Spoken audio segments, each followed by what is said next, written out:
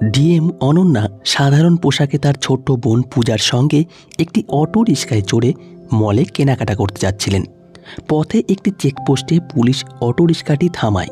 Inspector Debashis Roy auto চালকের কাছে কাগজপত্র দেখতে চান এবং ত্রুটি বের করে ঘুষ দাবি করতে শুরু করেন। পুলিশ ইন্সপেক্টর বলেন, তোমার গাড়ির বিমা নেই, পলিউশন সার্টিফিকেট নেই, চালান তো পড়তেই হবে। অটো চালক হাত জোর করে বলে, স্যার আমার ভুল হয়ে গেছে, কাগজপত্র আমার কাছে আছে কিন্তু বাড়িতে ভুলে এসেছি, আমি কাল দেখিয়ে দেব, দয়া করে মাফ করে দিন। ইন্সপেক্টর দেবাশিস রায় কঠোরভাবে বলেন, না, চালান কাটতেই হবে, যদি চালান কাটতে না চাও তাহলে 2000 টাকা দাও। এই শুনে ডিএম অনন্যা চুপচাপ পুরো ঘটনাটি দেখছিলেন। অটো চালক বিনয়ের সঙ্গে বলেন, স্যার আমি তো সবে বাড়ি থেকে বেরিয়েছি, দিনের শুরু হয়েছে, আমার কাছে টাকা নেই, এখনও 1 পয়সাও আয় করিনি, আমি আপনাকে কোথা থেকে টাকা দেব? পুলিশ কর্মকর্তা তাচ্ছিল্য করে বলেন, তুমি গতকাল তো আয় করেছিলে, সেই টাকা কোথায় গেল? সেই টাকা থেকে দিয়ে দাও। অটো চালক হতাশ স্বরে বলে, স্যার সেই টাকা গতকালই খরচ হয়ে গেছে, আমার কাছে সত্যিই টাকা নেই, দয়া করে আমাকে মাফ করে দিন, আমি আর কখনো এমন ভুল করব না, আমি সব সময় আমার কাগজপত্র সঙ্গে রাখব। এই পুরো কথোপকথনের সময় ডিএম অনন্যা, যিনি অটোর পেছনে বসেছিলেন, চুপচাপ সব কিছু দেখছিলেন এবং শুনছিলেন। যখন police inspector Debashis Roy auto চালকের ওপর চড়াও হয়ে বললেন, এই গরিব ভিখারি, তোর কাছে 2000 টাকা নেই, যেভাবেই হোক আমাকে 2000 টাকা দে, নইলে তোর অটো এবং রিক্সা বাজেয়াপ্ত করা হবে। অটো চালক বললেন, স্যার আমি কি করেছি যে আপনি আমার অটো এবং রিক্সা বাজেয়াপ্ত করবেন? আমি কি এমন কোনো বড় অপরাধ করেছি যে আপনি আমার অটো বাজেয়াপ্ত করবেন?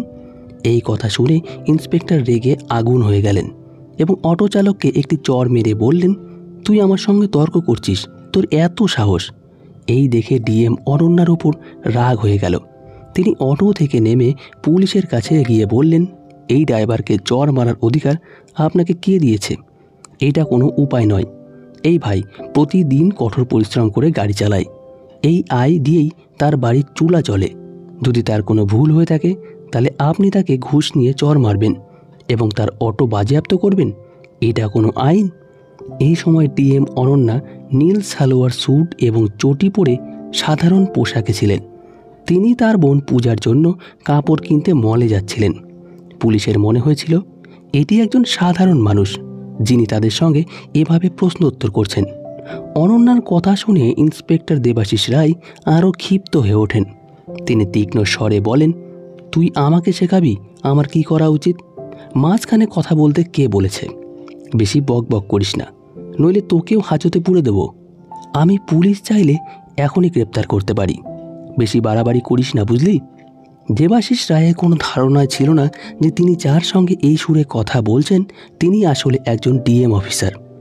অনন্যা শান্ত থেকে বললেন, স্যার আপনি পুলিশ বলে কি মানুষটাকে লুটবেন? গরিবদের কাছ থেকে জোর করে ঘুষ নেবেন? আপনি যা করছেন তা শুধু ভুল নয়, আইনেরও বিরুদ্ধে। অনন্যার কথা শুনে দেবাশিস রায় নিজেকে সামলাতে পারলেন না। তিনি রেগে গিয়ে অনন্যাকে একটি চড় মেরে বললেন, তুই আমাকে আইন শেখাবি?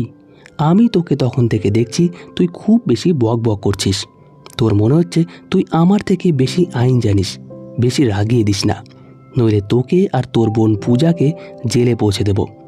দ্রুত অটো নিয়ে এখান থেকে ভাগ। অটো চালক এসব দেখে ভয়ে চুপ করেছিল। অনন্যা তার রাগ নিয়ন্ত্রণে রেখেছিলেন। তিনি ইচ্ছাকৃতভাবে তার পরিচয় প্রকাশ করছিলেন না, কারণ তিনি দেখতে চাইছিলেন ইন্সপেক্টর দেবাশিস রায় কত দূর নিচে নামতে পারেন। তারপর তিনি অটো রিক্সায় বসলেন।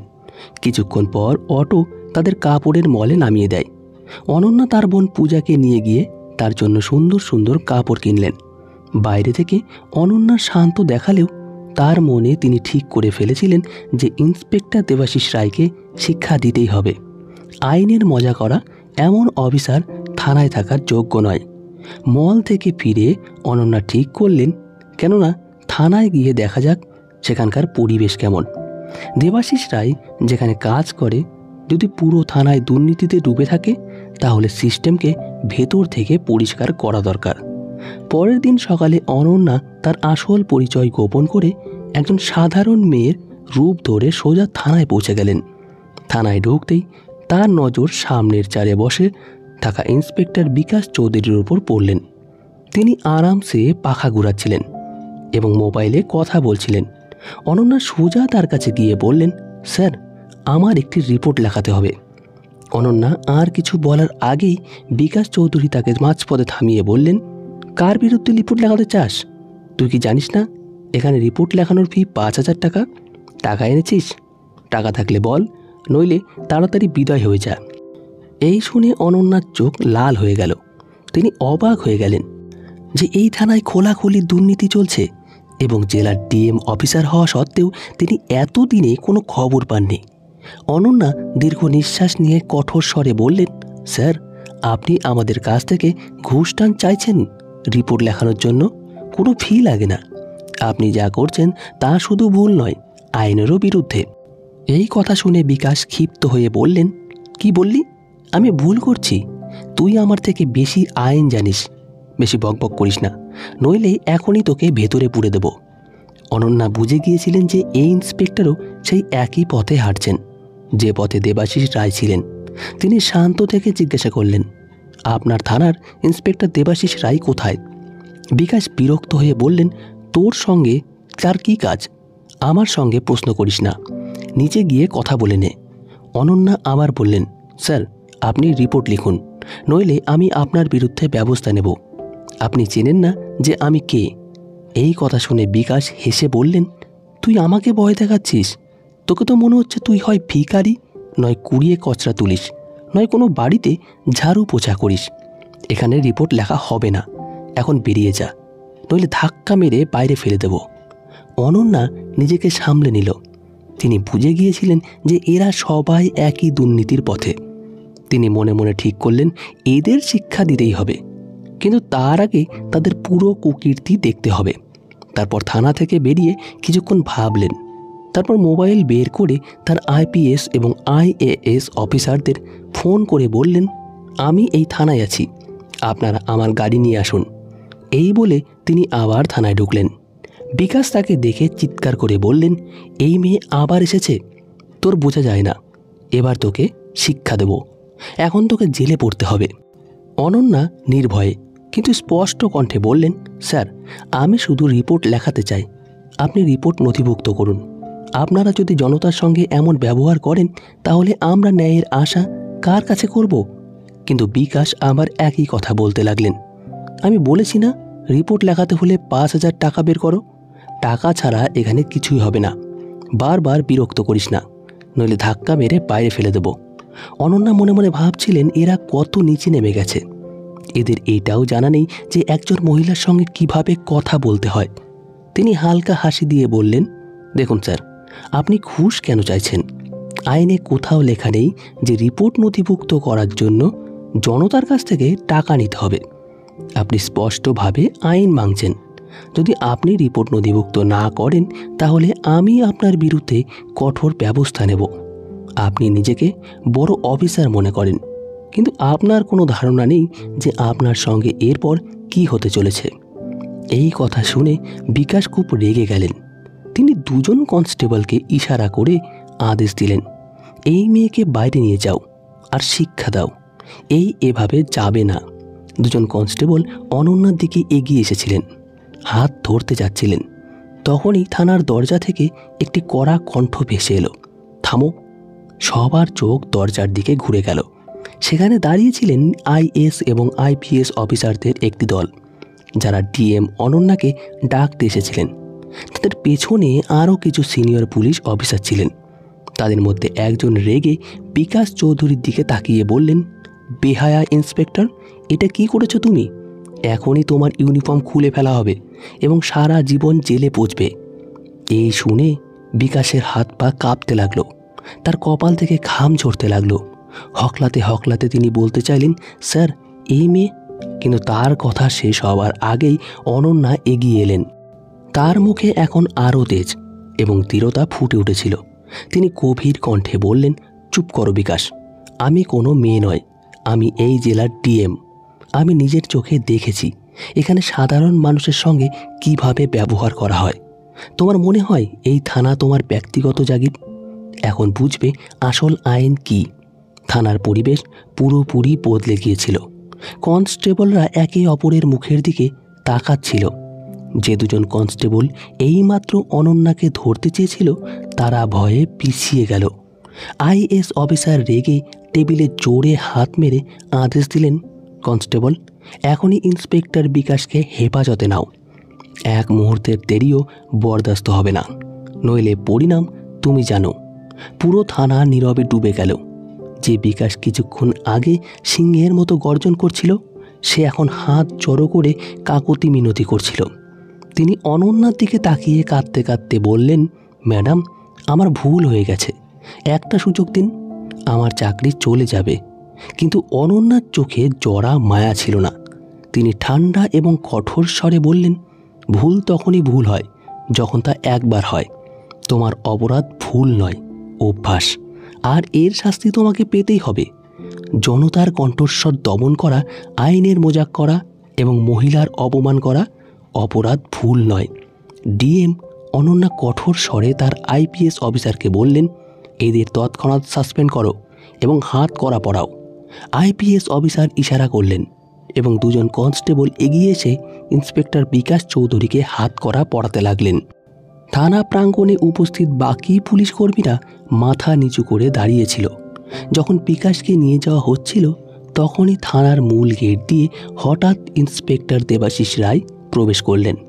তার মুখে ঘাবড়ে যাওয়ার ভাব ছিল, কিন্তু পরিস্থিতি না বুঝেই তিনি ভেতরে চলে এলেন। অনন্যাকে সামনে দাঁড়িয়ে দেখে তার হুঁশ উড়ে গেল। তার মনে সেই দৃশ্য ঘুরে গেল যখন তিনি রাস্তায় অটো চালকের চালান কাটার সময় অনন্যাকে সাধারণ মেয়ে ভেবে চড় মেরেছিলেন। সেদিন তিনি ভেবেছিলেন এটা একটা ছোট্ট ঘটনা, কিন্তু আজ তিনি বুঝলেন কেন তার সামনে এই মেয়ে এবং তার পেছনে আইপিএস অফিসারদের একটি দল দাঁড়িয়ে আছেন। তার মনে হলো, যাকে আমি চড় মেরেছিলাম সে ডিএম অফিসে অভিযোগ করেছে, তাই অফিসাররা এখানে তদন্ত করতে এসেছেন। তখন ইন্সপেক্টর দেবাশিস কাঁপা কাঁপা কণ্ঠে বড় অফিসারদের বললেন, স্যার, এই মেয়ে 1 নম্বরের দুষ্টু। আমি যখন একটা অটো চালকের চালান কাটছিলাম তখনই আমার সঙ্গে ঝগড়া করতে শুরু করে এবং আমাকে চড় মারতে লাগে। তাই আমি ওকে কিছু ভালো মন্দ বলেছি, তাই সে ডিএম অফিসে গিয়ে অভিযোগ করে দিয়েছে। এর ফলে আপনারা এখানে এসে বিকাশ চৌধুরীকে গ্রেপ্তার করেছেন। আপনাদের উচিত ছিল এই মেয়েকে গ্রেপ্তার করা। এই কথা শুনে পুরো থানায় নীরবতা ছেয়ে গেল, যেন কিছু বড় ঘটতে চলেছে। তখনই আইপিএস অফিসারদের রেগে দেবাশিসের গালে একটা চড় মেরে কঠোর কণ্ঠে বললেন, ইন্সপেক্টর দেবাশিস, তুমি হইতে থাকো। তুমি যার সম্পর্কে কথা বলছো তুমি জানো না এই মহিলাকে।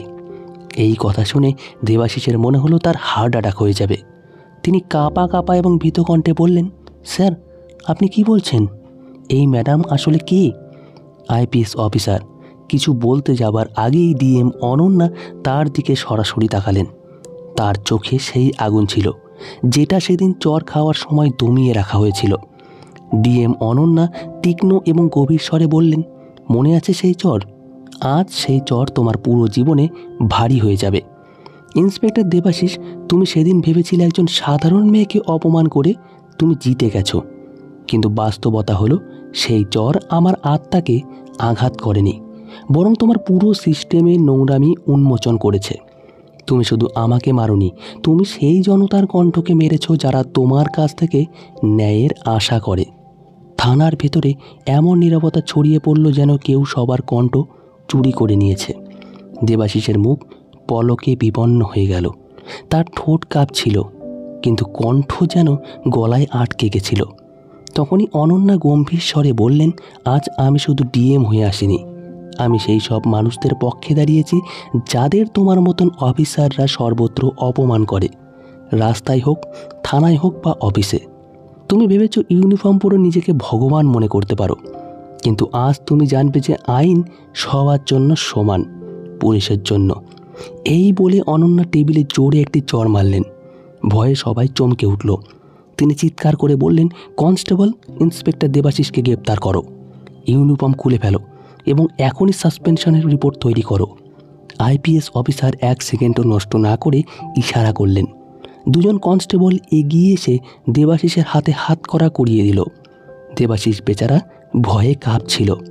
কাকুতি মিনতি করে বলল, ম্যাডাম প্লিজ মাফ করে দিন, ভুল হয়ে গেছে, আমি চিনতে পারিনি। কিন্তু অনন্যা তার কথা মাঝপথে থামিয়ে বললেন, আইন কারো পরিচয় জিজ্ঞাসা না করে না ইন্সপেক্টর। তোমার মাফির দ্বারা জনতার কষ্ট কমবে না, এখন আদালত সিদ্ধান্ত নেবে। পুরো থানা শুনছিল। প্রথমবার সবার মনে এই কথা গেঁথে গেল যে এই জেলায় যে কেউ জনতার উপর অত্যাচার করবে তার জায়গা শুধু জেলের পেছনে। বিকাশ চৌধুরী এবং দেবাশিসকে হাতকড়া পরিয়ে বাইরে আনা হলো। বাইরে দাঁড়ানো ভিড়ে হট্টগোল শুরু হয়ে গেল। লোকজন ফিসফিস করে বলা বলি করছিল। বিশ্বাসই হচ্ছিল না যে জেলার দুই বড় অফিসার আজ আইনের জালে আটকে পড়েছেন। আইপিএস অফিসার মিডিয়াকে স্পষ্ট বললেন, এখন থেকে এই জেলায় দাদাগিরি নয়, বরং আইন চলবে। পুলিশ হোক, নেতা হোক বা সাধারণ মানুষ, ভুল করলে শাস্তি পাবে। ভিড় তালি বাজালো। কেউ কেউ মোবাইলে ভিডিও করছিল, যেন এটি একটি ঐতিহাসিক মুহূর্ত। কনস্টেবলরা দুজনকে জিপে তুলে সোজা জেলে নিয়ে গেল। জেলের গেটে গাড়ি থামতেই জেলার নিজে বাইরে এলেন। অনন্যা এবং আইপিএস অফিসার আদেশ দিলেন, এদের কয়েদি বানাও, আজ থেকে এরা অফিসার নয়, অপরাধী। তারপর দুজনের ইউনিফর্ম খুলে ফেলা হলো এবং সাদা কয়েদির পোশাক পরানো হলো। তাদের মুখে লজ্জা, রাগ এবং পশ্চাত্তাপ একসঙ্গে ফুটে উঠেছিল। লোহার শিকের পেছনে ঠেলে দেওয়া বিকাশ চৌধুরী কাঁদতে লাগলেন। দেবাশিস বড় করে বললেন, যদি সেদিন চর না মারতাম তাহলে হয়তো আজ এই দিন দেখতে হতো না। তো বন্ধুরা, আজকের গল্পটি এই পর্যন্তই। আমাদের ডিএম সাহেব যা করেছেন তা কি তাৎপর্যপূর্ণ ছিল? আপনার কি মনে হয়? চলুন ঝটপট কমেন্টে আপনার মতামতটি লিখে দিন। আর ভিডিওটি ভালো লাগলে অবশ্যই লাইক দিয়ে আমাদের চ্যানেলটি সাবস্ক্রাইব করে দিন। ধন্যবাদ সবাইকে। ভালো থাকবেন, সুস্থ থাকবেন।